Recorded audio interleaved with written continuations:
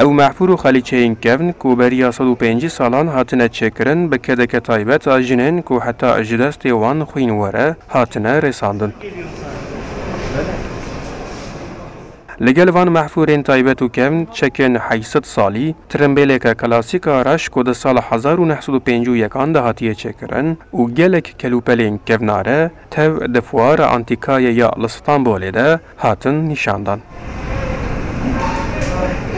Antika bir hastalık, hakikaten biz de bu hastalıktan. Kare antikayı ku mirovcareke ji hezbike ne pekane ku devjê berde. Ez jî bi dehan salan vî karî de me û nikarim devjê berdim. Min Mehfûr, Saet, Çek û kelûpelên kevin ên di serdema Osmaniyan de dihatin bi karanîn anîn vê derê. Mehfûrên hûn li vir dibînin, li cîhanê mehfûrên bê hempane ku em li vir nîşan didin. Büyük bir fuar, çok büyük katılım var. Beramberi peşketina teknolojiye bi karanîna kelûpelên zemanê berê zêde nedire wacê de be jî lê ew kelûpelên antîka ji dil û bîra hinek mirovan tûcar naçe.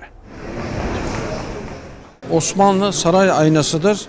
Neyniken nivir pir balamın kişand ku de qasra Mîr Sultanên Osmaniyan de hatine bikaranîn. û ji vê çaxê heta roja îroyîn gihiştiye berdestê me. Neyniken ji serdema Ewropayiyên berê jî li vir hene û pir xweşik û taybet in. Çerçeveler toplayıp Burası çok ilginç ve Bi rastî jî kel û pelên gelek ji hev xweşiktir û balkêştir li vir hene. Kêfxweşim ku beşdarê fuwarekê wiha bûm.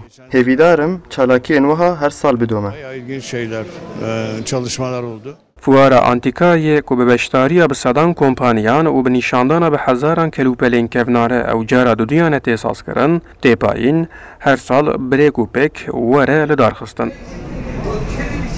Erjanda, Kurdistan 24, İstanbul.